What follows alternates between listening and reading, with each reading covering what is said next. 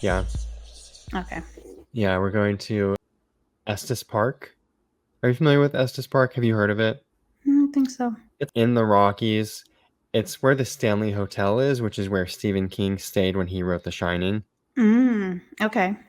It's my grandparents, my yaya and my papu used to have like a little condo up there. Mm-hmm. And I would go up. I've been up there a couple times, and I liked going to the Stanley, and they have a red rum punch, Nice. which is pretty fun. And they do like haunted tours and things like that. Mm-hmm. It's a cool place, so I'll be up there in September to That sounds celebrate the fun. National Park Foundation. So feel all out of sorts today. I felt out of sorts yesterday. It was one of those things where it had been Ron's birthday weekend and stuff like that, which I'll get into in the talk of shame, but I was just not feeling well yesterday. Yeah. And so I was dragging ass, per se. Did you get a haircut or did you just have it pulled back? I got a haircut. Oh, turn your head. Turn to the left. Oh, it's cute. Yeah, I got a little bob haircut.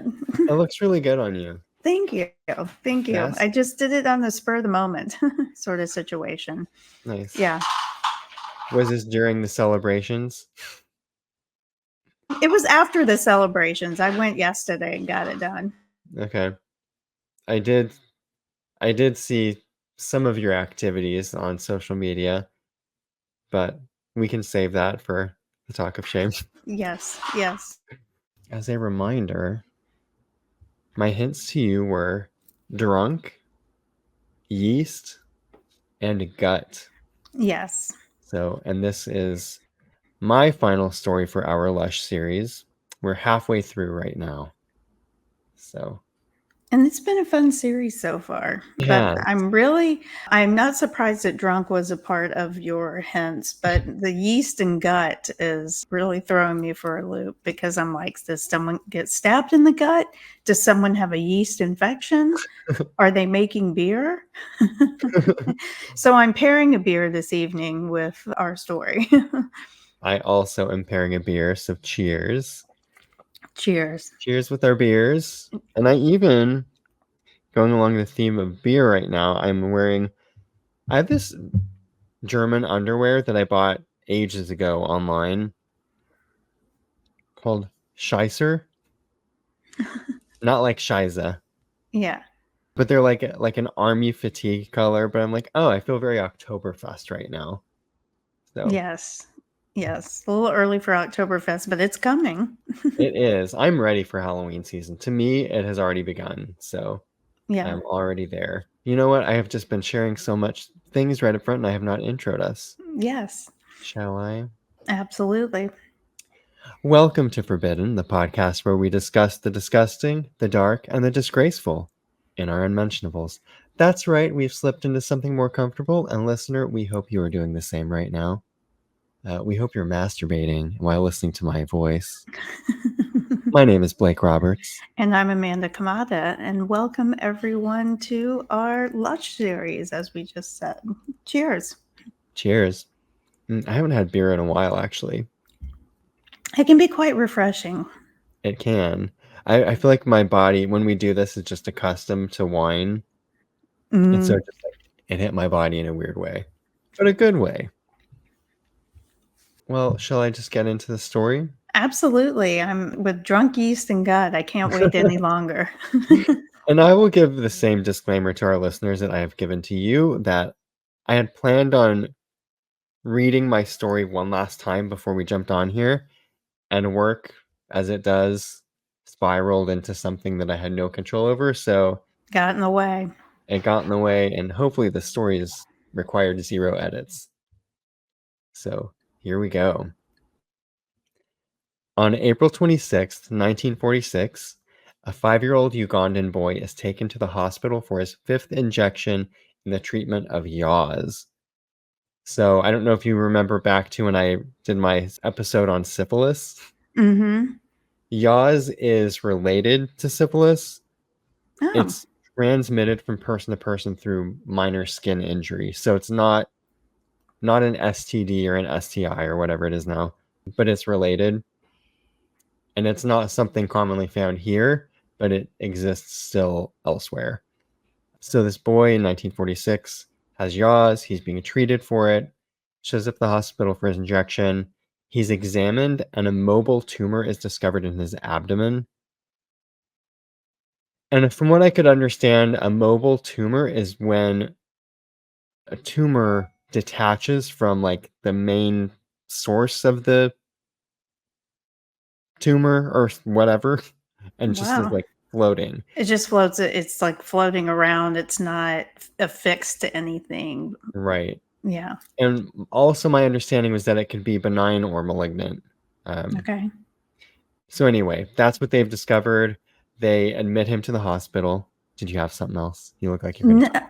I was about to say this is just in the first few minutes. This like a little medical lesson. The yaws, the tumor. There's more of it. I feel like I'm learning something today. Go on. Welcome to my masterclass in weird medical things. So he's admitted to the hospital for the evening. That night, his mother brings him a meal of sweet potatoes at 6 p.m. And at 11 p.m., he begins complaining about abdominal pain. The next morning, he'd been vomiting all night. He's been sick. The next morning, he's semi-conscious and deteriorating quickly. He's given intravenous saline, and surgery is performed at 11 a.m. The mobile tumor turned out to be his spleen, so it wasn't even a tumor; it was his spleen. Wow. And his peritoneal cavity was extremely distended with gas and abdominal fluid. Oh, I looked up peritoneal cavity and I forget what it is. Maybe it's in my notes later. I don't know. It's going to be a surprise to all of us. I think the peritoneal area may be around like the lungs and stuff, but I'm not sure. I think that's right. It's not the same as what is that called? What's the other word for the taint? I can't. Perineum? The perineum. Perineum. It's not the same Perineum. thing as that. It's the No, peritoneal cavity. no, it's not the taint. Taint that. Or maybe I'm thinking periocardial cavity for the chest. I don't know. And then there's periodontal. There's so many. Oh, it's just such a cluster Yes. of medical terminology. So whatever that thing is extremely distended with gas and abdominal fluid. Oh, wait. Girl, I should have kept reading. It's right here in my notes. This is a membranous part of the abdomen that's very thin, contains a small amount of liquid, insulates and holds your organs in place. So a 3-inch, see, this is why I like to read my stories in advance, you know?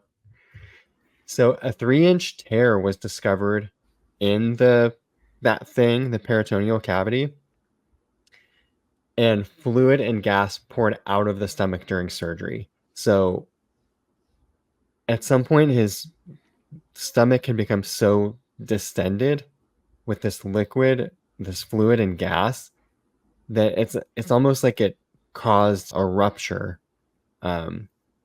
So the contents had a distinct smell of alcohol, even though he had not consumed any food or medicine that would contain alcohol. And the child died during surgery. Oh my gosh, that's terrible. Yes. And then, after surgery for a broken foot in 2004 and subsequent antibiotic treatment, a 55-year-old man began to appear excessively intoxicated after minimal alcohol consumption and sometimes without any alcohol intake at all. His wife, a nurse, documented his blood alcohol levels using a DOT-approved breathalyzer, often finding levels between 0.33% and 0.4%, far above the Jeez. legal limit of 0.08%. These episodes had no clear correlation except occasional ingestion of small amounts of alcohol from food or candy. And by that, they mean like liqueur flavored chocolate. Oh, Right. nothing that would cause anything remotely comparable to what he's experiencing. Right. I mean, because that's like drinking a whole fifth of vodka or something. Right. These episodes were more frequent when he missed meals, exercised, or had consumed alcohol the previous night. The severity and frequency of his symptoms increased over the years. In November 2009, he was taken to the ER with a blood alcohol concentration of 0.37%, despite not drinking alcohol that day. He was hospitalized for severe alcohol intoxication, but doctors assumed he was a closet drinker. Then, in January 2010, he sought help from a gastroenterologist. He had a history of hypertension and hyperlipidemia, whatever that is. I encourage you to go Google that for yourself, listener. And with poorly controlled blood pressure, but no other significant health issues. He denied using yeast supplements or having gastrointestinal disorders. Initial tests for lactose and fructose intolerance and a glucose tolerance test were negative. An EGD and colonoscopy were also negative. But the bacteria, here we go, here's another term. Let's see if I can pronounce this. The bacteria Helicobacter pylori was found in his stomach, and stool cultures showed a species of yeast called, one second, I can get this. This yeast is called Saccharomyces cerevisiae. Cerevisiae. There we go. That's quite a word. I nailed it. In April 2010, he was hospitalized for a 24-hour observation period under controlled conditions. He was given a glucose challenge and a high-carb diet. Blood and breathalyzer tests showed his BAC rose to 0.12% in the afternoon despite no alcohol intake. Unlike other cases, his symptoms often occurred nearly 24 hours after consuming sugar or alcohol. So I'm going to give you one more of these case studies before I tell you what's going on. Yeah. In 2005, Mark Monjardo began his teaching and coaching career. In his second year teaching, colleagues began complaining about him smelling of alcohol, leading to numerous meetings with the principal. Between 2012 and 2016, these incidents intensified. Mark eventually became an athletic director, but 3 weeks into the job, he failed a field sobriety test, despite claiming he had not been drinking. The superintendent overlooked the incident because he'd done such a stellar job in those first 3 weeks. However, a second DWI charge 6 months later resulted in administrative leave and felony charges, even though still he claimed he had not been drinking. His symptoms, which included slurred speech and balance issues,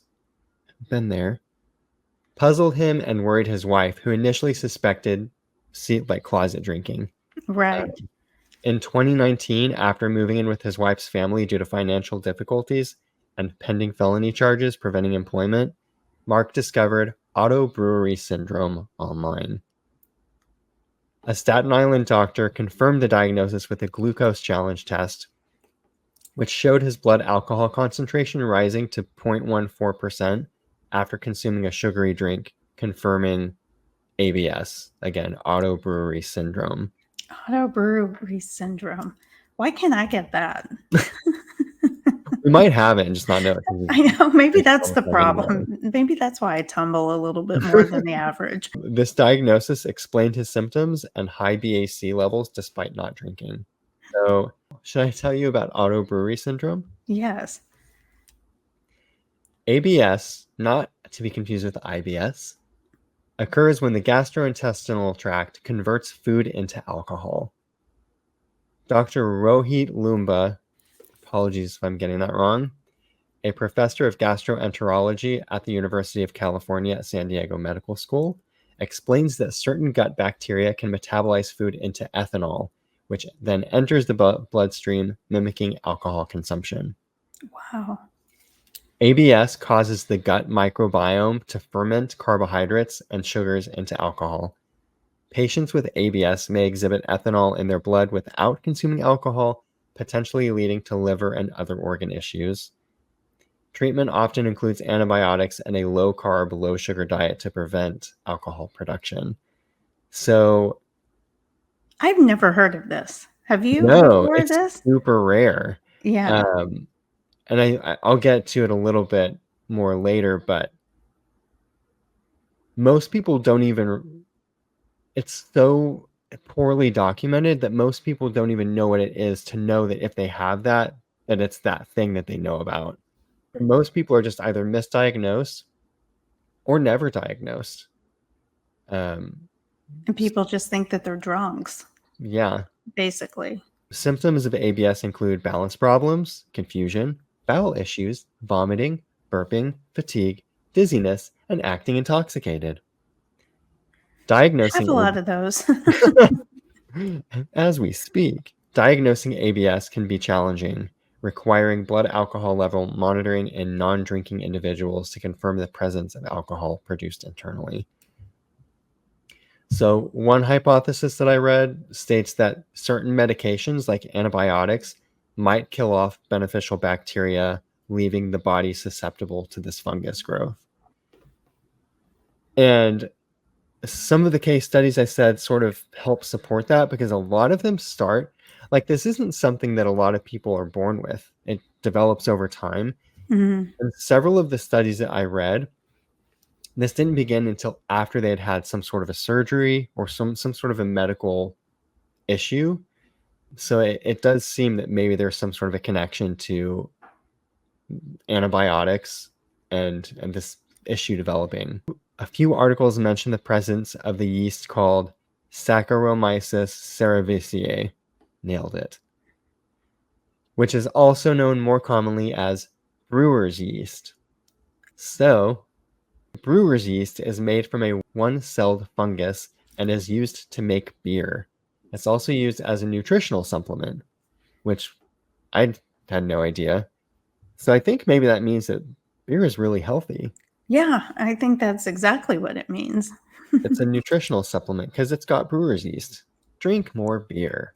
Do they use brewer's yeast to make any sort of breads? I don't think it's the same yeast, but I Mhm. think it's very similar because it's like the mother or whatever, right? Yeah, Like yeah. All that kombucha. stuff is And very complicated. They have like a mother or something. I don't know. I don't grow my own.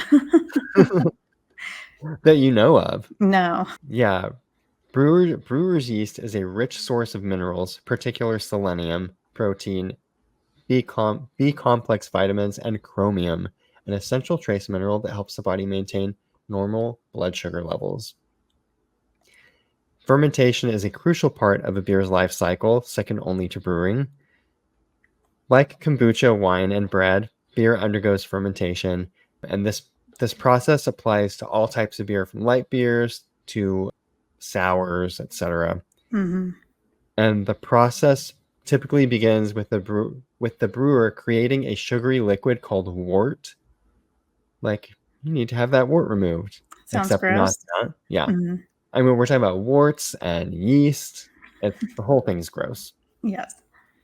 So the sugary liquid called wort from grain and water, brewer's yeast is then added to the wort where it consumes the sugars, producing alcohol, carbonation, and various compounds that contribute to the beer's distinct flavor. So Auto-Brewery syndrome ultimately caused Mark Mangiardo to lose his career in education and struggle to find other employment due to his felony charges. After receiving a diagnosis of ABS in May 2019, Mark adopted a low-carb, low-sugar diet, which was especially challenging given his Italian-American background. So no more pasta and pizza for Mark Mangiardo, which Right. sounds sad. Struggling to find work, Mark became a licensed real estate agent in New York and moved to Florida just before the pandemic to capitalize on the migration trend. And for about 2 years, he lived in Florida, separated from his family in New York because of the pandemic, and worked at Target to make ends meet. Mark monitors his blood alcohol concentration at home due to concerns about driving with his children, of course. He hopes his story raises awareness about auto-brewery syndrome, helping others who might feel isolated by the condition. And it sort of reminds me, and this is totally apples and oranges. They're not really comparable, but it reminds me of that time my identity was stolen and someone had opened an account at Best Buy, and I called to get that shut down and to tell them what had been going on. But because the person who stole my identity used my name, my brother's social security number, which I had no idea, and my parents' home address. They thought I was basically the criminal because they wouldn't tell me what the social was they had on file. I mean, they can't tell me that. Mm-hmm. So they basically accused me of being a criminal and hung up on me. And there was just sort of this like helpless feeling, like no one believes my story. Right. This is affecting my Everything. finances, Yeah. my emotional state. And this is obviously way more severe than that. Like this is affecting your physical health. Yeah. You have You're a felony. in a number of cases, people are losing, like their relationships are failing, all sorts of issues. So it just made me think of that, like sort of flashing back to that moment of like sort of despair. Yeah. Helplessness, I was feeling. Yeah, absolutely. Yeah. So ABS is considered a relatively unknown phenomenon in modern medicine, and there aren't many articles or even many reported cases, but a couple more I wanted to share very quickly. A previously healthy 46-year-old man with no significant medical history began experiencing memory loss, mental changes, and depression after receiving antibiotic therapy for a thumb injury. Symptoms included personality changes, brain fog, and aggression starting 1 week post-treatment. Initially evaluated in 2014 and treated with lorazepam and fluoxetine or something like that. Have you heard of that? Fluoxetine, no. Lorazepam, yes. Yeah. He was later arrested for suspected DWI despite denying alcohol consumption and was later hospitalized. Following advice from a physician in Ohio, he underwent extensive testing which showed normal results, except for the presence of Saccharomyces cerevisiae. I'm getting better every time. They found that in his stool sample. So, listener, I hope you're eating a meal right now as I'm sharing this story. It's delectable.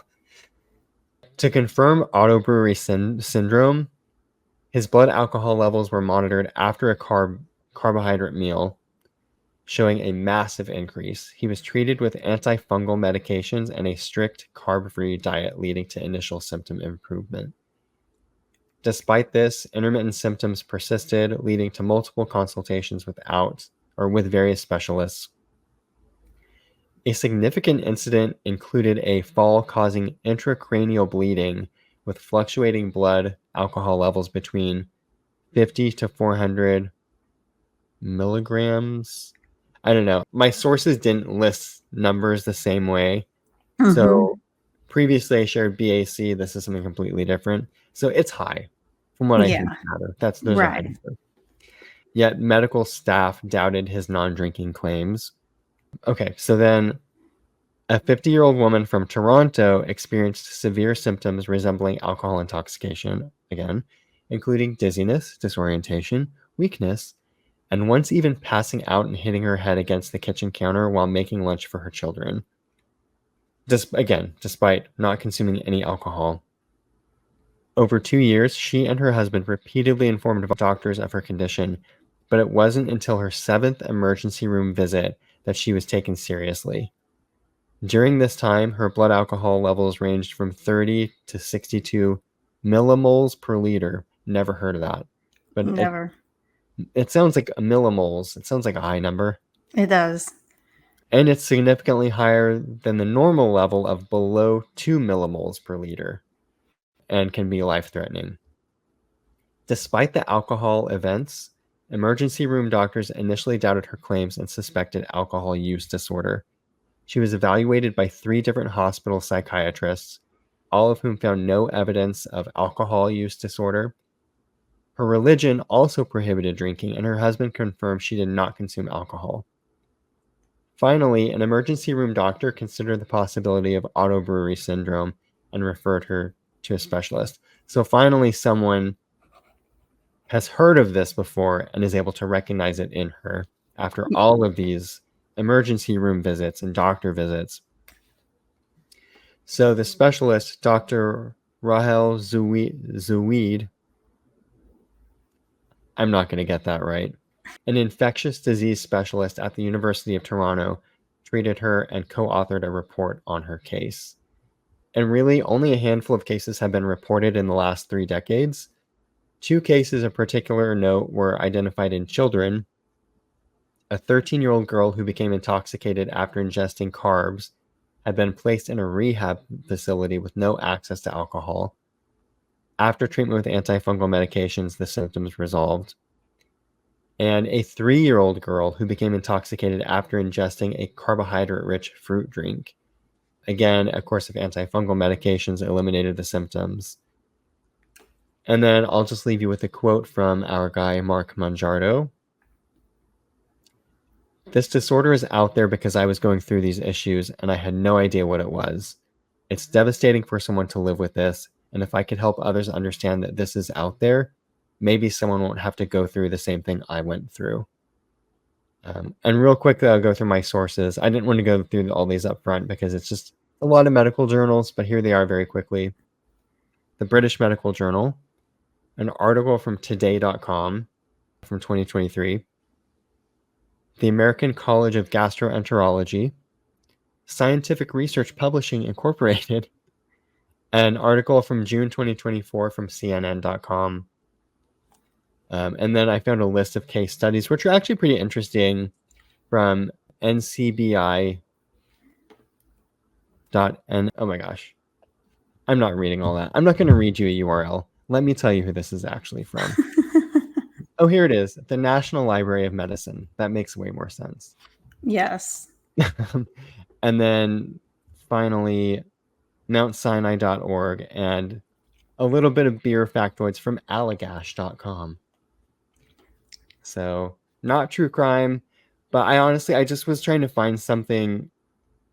I wanted to find something sort of bizarre. And so I That Googled. is bizarre and something I've never heard of before. So, raising awareness. I still wonder if I have it. Maybe you should cut out carbs. Yeah, maybe I'll cut out all the carbs and see what happens. It's I probably will. going to be no change.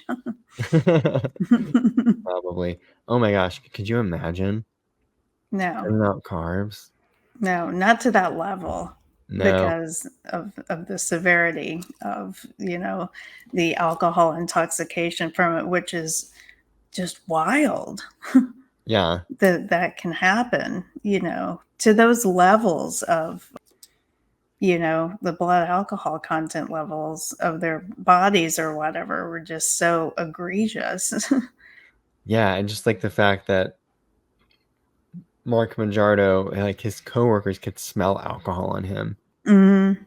And that little boy at the beginning, when they were doing the surgery, they smelled alcohol. Like, it's just crazy. The human body is just so fascinating. Yeah. I wonder if there are more people with it, like, who just, like, really don't know, and who are always feeling, like, out of it and stuff. Yeah, I mean that's sort of what the doctors are saying, is that there's only a handful of reported cases over the past couple decades, and they don't think that's for lack of cases. They think it's for lack of knowledge about what it actually is. Like, people just don't know.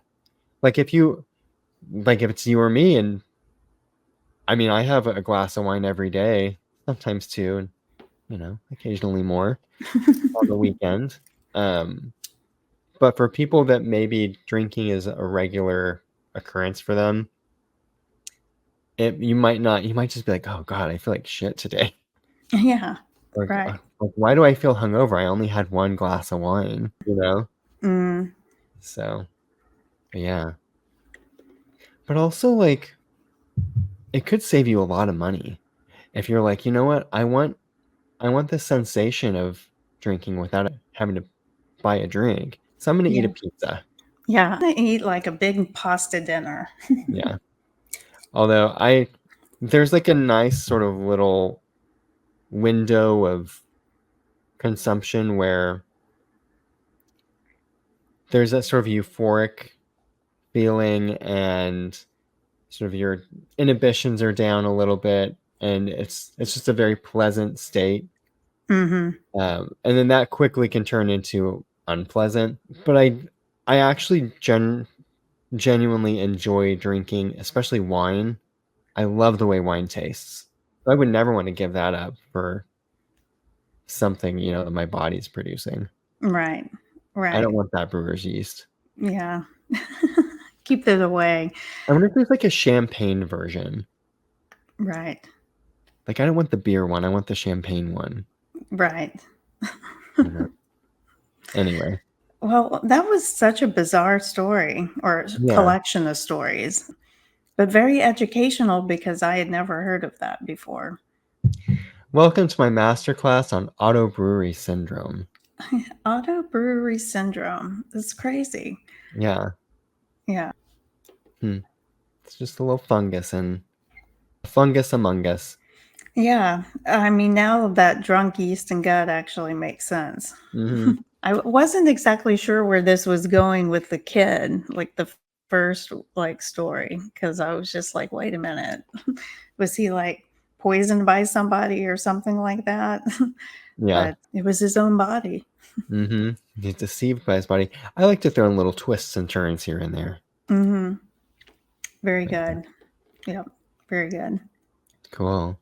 Well, thank you for listening or viewing if you're on YouTube to our third installment of our series Lush. Yes. The story of Auto-Brewery syndrome. Yes. Amanda, where can people find us?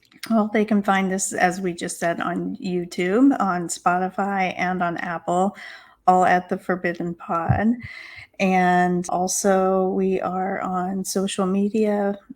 I already said that. Oh, no, I didn't say social media. We're on TikTok. I guess YouTube could be considered social media as well. It kind of broaches like both.